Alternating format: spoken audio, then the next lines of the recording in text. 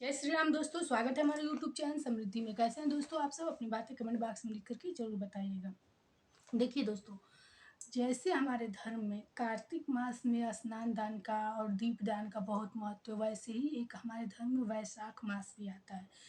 क्योंकि इस मास यह मास नारायण का कहा जाता है और इस मास में पूजा पाठ या सुबह उठ के ब्रह्म मुहूर्त में स्नान करना, जल देना बहुत ही महत्व होता है इसका और बहुत ज़्यादा ही फलदायी होता है।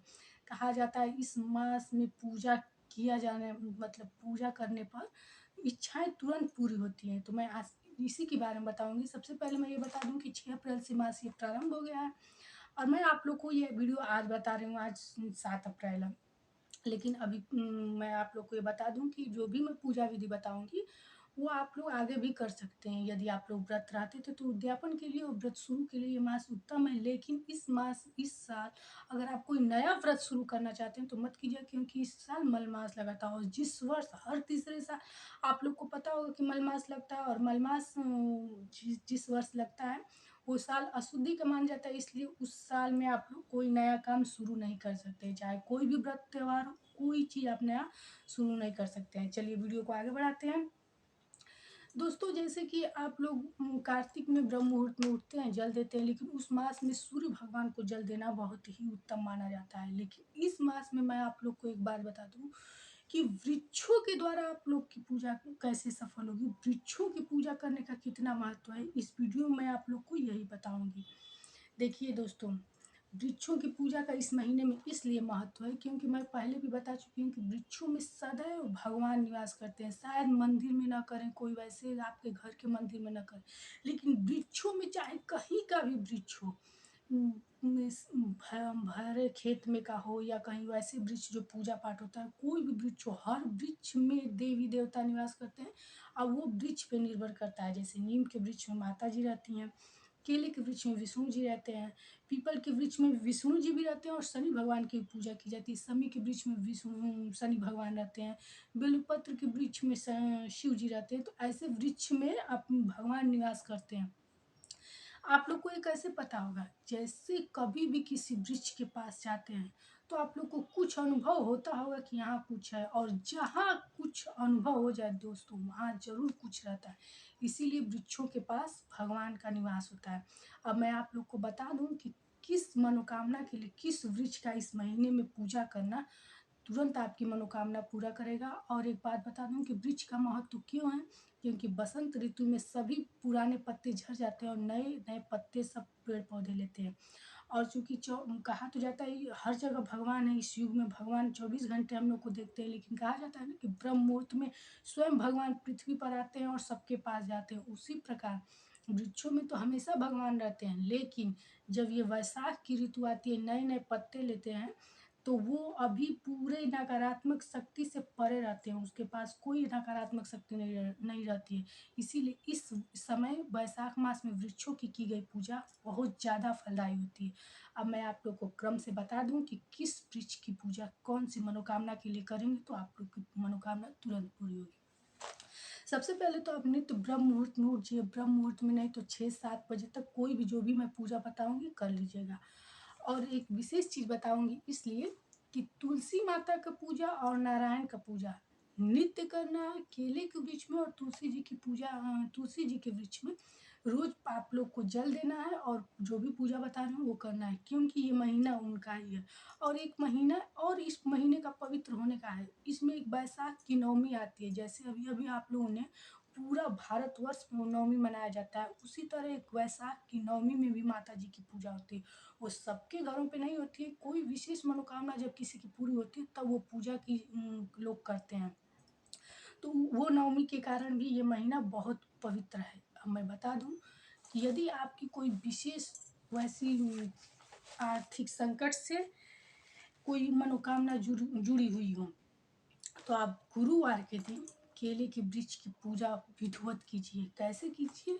आप 1 लोटा जल लीजिए, उसमें गुड़ डालिए, हल्दी डालिए और चना का दाल डालिए और वृक्ष के पास केले के वृक्ष के पास ले जा करके आप उस में जल दीजिए और एक घी का दीपक जलाइए। अब घी का दीपक आप सुबह को जला रहे हैं तो शाम को जलाना है कि नहीं, ये मैं बता दूं कि सुबह भी जलाना है और शाम को जलाना है। और जो मैं केले के वृक्ष की पूजा कही हूँ, ये रोज सुबह इसी तरह करना है। और तुलसी माता माता में बस एक लोटा जल दीजिए और कुछ भोग प्रसाद लगा दीजिए। उनको आप जैसे भी आरती पूजा होता है कार्तिक मास में, वैसे नहीं करना, बस एक लोटा जल दीजिए और आप लोग उनको कुछ भोग प्रसाद लगा दीजिए और एक दीपक घी का जला दीजिए और शाम को भी घी का दीपक जलाइए। इस प्रकार यदि आप कितनी भी ज़्यादा आर्थिक बाधा से परेशान हैं, इस महीने में यदि केले की वृक्ष की पूजा आप इस प्रकार कंटिन्यू रोज करते रहेंगे, वैशाख मास खत्म होते होते आपकी मनोकामना जरूर पूरी हो जाएगी। जो भी आर्थिक बाधा होगी, आप लोग को रोजगार भी मिल जाएगा और जो धीरे धीरे समस्याएं भी वो एकदम नॉर्मल होके खत्म हो जाएगी। अब मैं एक वृक्ष की बात करूंगी, बेलपत्र की। जो बेल का वृक्ष होता है उसमें साक्षात शिव होते हैं।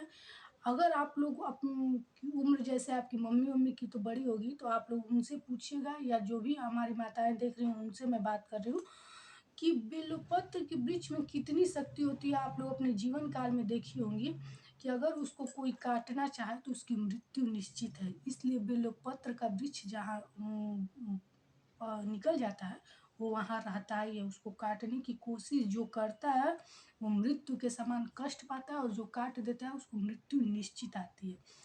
इसीलिए बेलपत्र में साक्षात शिव रहते हैं। तो शिवलिंग की जैसे आप पूजा करते हैं, ठीक उसी तरह प्रत्येक सोमवार को आप किसी बहुत बड़ी बीमारी से आपके घर बीमारियों का लाइन लगा है या कोई बहुत बड़ी बीमारी से परेशान है, तो आप बस बेलपत्र मत लेकर जाइएगा, सफ़ेद चंदन, एक लोटा जल और अक्षत लेकर जाइएगा। 21 दाने 51 दाने आप गिन लीजिएगा। अक्षत अक्षत कभी मुट्ठी भर लेकर मत जाइएगा, गिनती करके तब लेकर जाइएगा। और वहाँ चढ़ा करके और आप जल चढ़ा करके एक घी का दिया जला दीजिएगा और शाम को भी दिया जरूर जलाइएगा। और 7 बार उसकी परिक्रमा करके ओम नमः शिवाय, ओम नमः शिवाय कहकर अपनी जो भी मनोकामना हो आप कहिएगा। और कहिएगा कि मैं प्रत्येक सोमवार को वैशाख मास में, बस सिर्फ वैशाख मास में वृक्षों का इतना पूजा करने से आपकी मनोकामना पूरी पूरी होती है। वैसे भी वृक्षों की पूजा करनी चाहिए, लेकिन सिर्फ ये वैशाख मास का संकल्प लीजिएगा और आपका देखिएगा जो भी बीमारी होगा, ये शिवलिंग की पूजा जैसा फलदायी ये वृक्ष का जो इस महीने में पूजा करता है होता है। और जो भी आपकी परेशानी रहेगी, जब तक 4 सोमवार बीतते बीतते आपकी ज़रूर परेशानी ख़त्म होगी। और आप लोग हमको कमेंट बॉक्स में लिख करके ज़रूर बताइएगा। क्योंकि देखिए दोस्तों, जो भी चीज़ मैं आप लोग को बताती हूँ वो 100% सच्ची होती है और हो चुकी रहती है। और उससे बड़ी बात हमारी उसकी महत्ता हमारे शास्त्रों में बताई होती है। शास्त्र जानते हैं कितनी पुराने होते हैं, वेद में बताई होती है, तभी मैं आप लोग को बताती हूँ। ऐसे वैसे जैसे कोई वैसी चीज़ मैं आप लोग को नहीं बताती हूँ, ताकि आप लोग सिर्फ उसको करते जाएं और विपत्ति जहाँ की तहाँ रहें। क्योंकि विपत्तियों में तो लोग खुद ही कुछ नहीं कर पाते हैं, और इतनी मेहनत करेंगे और उनकी मनोकामना न पूरी हो तो ये बुरी बात है। चौथी चीज़ मैं ये बताऊंगी कि नीम के वृक्ष, आप लोग जानते होंगे कि उसमें माता जी साक्षात रहती हैं और इस मास में उनकी पूजा होती है। जैसे चैत्र की नवमी होती है, वैसे वैशाख में भी नवमी की पूजा होती है। आप लोग की हर जगह नहीं होती होगी, लेकिन अब मेरे यहाँ होती है, हर ही जगह होती है। बस किसी विशेष मनोकामना जब पूर्ति होती है तो लोग ये पूजा करते हैं। तो वैशाख की नवमी का इस महीने में पूजा होता है। हर शुक्रवार को बस आप एक लोटा जल ले जाइए, एक घी का दिया ले जाइए और नीम के वृक्ष को 7 बार छू करके आप उस अपने माथे से लगा लीजिएगा। किसी भी प्रकार का जादू टोटका हो, नज़र दोष हो, भूत प्रेत जो भी आपको लगे आपके घर में परेशानी नकारात्मक शक्ति का, निश्चित दूर होगा। बस माता जी से आप खूब याचना कर लीजिएगा और आप लोग को कुछ नहीं करना है। बस एक लोटा जल वहाँ देके, लाल फूल मिल जाए तो बहुत अच्छा है, 5 में 7 में या 2 ही चढ़ा दीजिएगा, कोई बाध्यता नहीं है। लेकिन आप हर शुक्रवार को जाइएगा और एक लोटा जल और एक घी का दिया जरूर जलाइएगा। आप लोग की जो भी मनोकामना होगी, या जो भी नहीं, ये भूत प्रेत जादू टोटका जो भी बाधा होगी निश्चित रूप से खत्म हो जाएगी। अब ये आखिरी आपको वृक्ष की पूजा में बता रही हूँ, पीपल की वृक्ष की पूजा। पीपल की वृक्ष की पूजा तब कीजिएगा जब आप किसी भी साढ़े साती से, ढैया से, ऐसे सब समय से परेशान हैं यदि, तो पीपल के वृक्ष के पास आप हर शनिवार जाइए।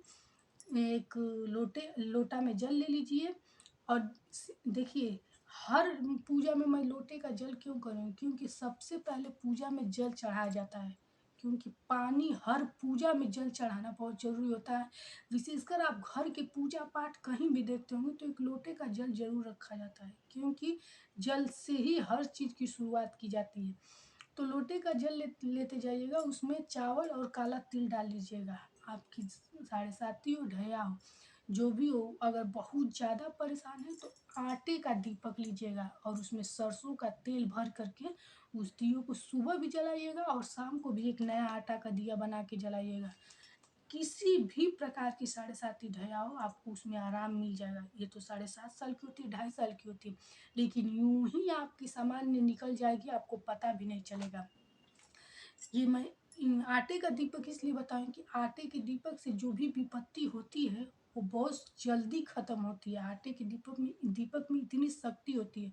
मैं आपको पहले भी वीडियो में बता चुकी हूँ कि आटे का दीपक जब विशेष कोई कठिन परिस्थिति हो तभी जलाया जाता है। तो अगर आप बहुत ज़्यादा विपत्ति संकट से परेशान हैं तो आटे का दीपक सुबह और शाम दोनों जलाइएगा। आपकी जो भी विपत्ति होगी बहुत जल्दी खत्म हो जाएगी, इसी महीने में खत्म हो जाएगी। देखिए दोस्तों, वीडियो मैं आप लोगों के लिए बनाती हूँ और बहुत सोच समझ के कई जगहों से ज्ञान इकट्ठा करती हूँ, लोगों द्वारा सीखती हूँ, पूछती हूँ और अपनी किताबों को पढ़ती हूँ, तब जाके मैं आप लोग को कहीं एक वीडियो बना कर देती हूँ। दोस्तों, वीडियो अच्छी लगे तो आप लोग लाइक ज़रूर कीजिएगा और कमेंट बॉक्स में आप लोग की जो भी बात हो, आप लोग की कोई वैसी सुझाव भी हो तो हमको ज़रूर दीजिएगा। और अच्छी लगे तो सब्सक्राइब ज़रूर कीजिएगा, क्योंकि ऐसे ही नए-नए वीडियो मैं आप लोग को देती रहूँगी। आप लोग के लाइक से मुझे ये होता है कि आप लोग को वीडियो मेरी अच्छी लगी है और आप लोग की जो भी मनोकामना संकट होगी या कोई आप लोग के अगल-बगल जो भी परेशान हो, आप वीडियो ज़्यादा से ज़्यादा शेयर कीजिएगा, लोगों को बताइएगा, क्योंकि ज्ञान बाँटने से ही ज्ञान बढ़ता है। मैं ये आप लोग को बता रही हूँ, आप लोग भी सबसे बताइएगा। इसी के साथ दोस्तों फिर मिलेंगे नए वीडियो के साथ। वीडियो थोड़ी बड़ी हो जाती है दोस्तों, आप लोग को हर बातों को क्रमशः समझाने के लिए, तो आप लोग स्किप मत किया कीजिए, कंटिन्यू सुना कीजिए, क्योंकि आप लोग की जो भी परेशानी हो, हर व्यक्ति इस दुनिया में परेशानी से जूझ रहा है। बस अच्छे कर्म के द्वारा, अच्छे पुण्य काम के द्वारा चाहे तो अपनी समाप्ति कर्मों के द्वारा अपने दुखों की समाप्ति खुद कर सकता है। और किसी भी पंडित पुजारी को जाने के लिए मैं इसीलिए मना करती हूँ, क्योंकि आप लोग स्वयं अपने कर्म के द्वारा जो फल भुगत रहे हो वो अपने कर्म से ही समाप्त कीजिए। कहीं इधर उधर भटकने की जरूरत नहीं है। फिर मिलेंगे दोस्तों नए वीडियो के साथ। जय श्री राम।